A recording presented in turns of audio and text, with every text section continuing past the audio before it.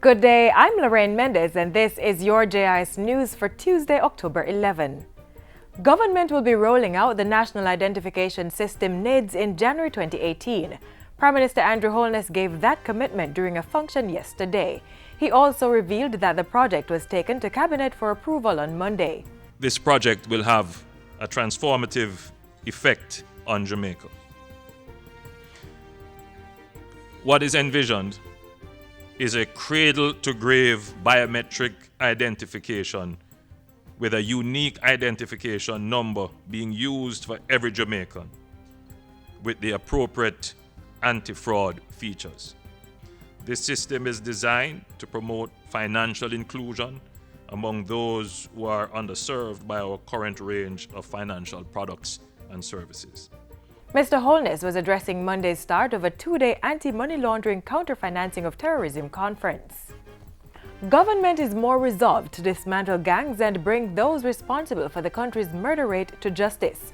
Prime Minister Andrew Holness made the assertion following Monday's cabinet meeting, which dealt with the country's crime situation. It came in the wake of several killings on the weekend, including the incident in Marchbank St. Catherine, which left 5 people dead, 3 of them children. In a statement from the cabinet meeting, which involved a briefing from the police commissioner, Prime Minister Holness said the killings must end. He repeated similar sentiments during the anti-money laundering counter-financing of terrorism conference, asserting that the state would be working to take the profit out of crime. Criminals must have no access to the financial system. And where they operate in the informal economy and in the backwaters of our country, we must find them and separate them from their illegal gains. Proposed measures include amendments and reviews of the Banking Services, Proceeds of Crime and Terrorism Acts, as well as the Trust and Corporate Services Providers Bill. Jamaican firms and consumers remain more confident about the country's economic prospects in the first 3 quarters of 2016 than at any time during the prior 15 years.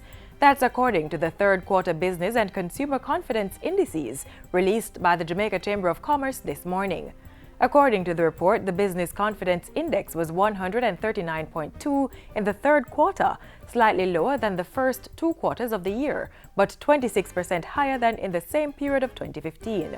Managing Director of Market Research Services Limited, Don Anderson, says the data shows that firms have remained optimistic.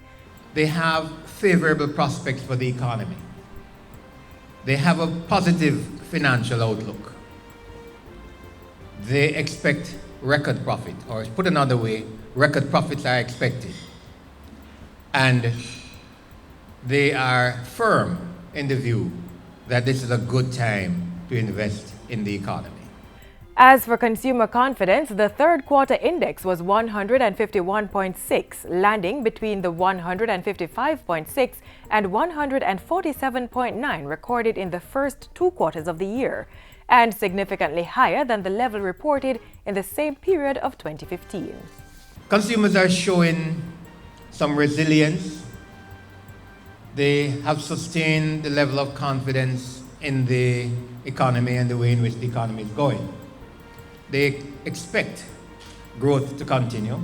The Senate has approved a private member's motion proposing a ban on the use of styrofoam containers and plastic bags locally.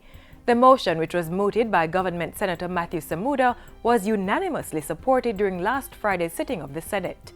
Senator Samuda argued that styrofoam and plastics posed grave environmental and health concerns for Jamaica, as they take an extremely long period of time to biodegrade and comprise approximately 50% of the non-biodegradable waste generated locally. It is not beyond Jamaicans to use reusable bags when we go to the supermarket or wholesale. It is not beyond us to ensure when we use styrofoam, it is biodegradable, or to consider other options by way of cardboard material. The argument against most of the alternatives presented is usually based in cost. But I posit today that the long-term cost of not removing these items from our waste stream is far greater. It impacts generations today and generations to come. The motion is expected to go before a multi-stakeholder committee falling under the Ministry of Economic Growth and Job Creation's Environment Portfolio, headed by Minister Daryl Vaz. And finally, it was also announced in Friday's Senate meeting that the government is to shortly establish a multi-stakeholder committee to oversee the pilot implementation of the Trash-Free Waters initiative. Launched in Jamaica in August, Trash-Free Waters is a joint undertaking between the United States Environmental Protection Agency and the United Nations Environmental Programme. It's being implemented through the Caribbean Environmental Programme and is intended to curtail the pollution of the Caribbean Sea. The Foreign Affairs Minister says the committee being established to oversee the project's implementation will comprise representatives of the government, private sector, academia and civil society, among others. Activities under the initiative will include a robust public education campaign focusing on effective solid waste management and the reduction and eventual elimination of the use of plastics. And that's it for JIS News Today. I'm Lorraine Mendez. Thanks for watching.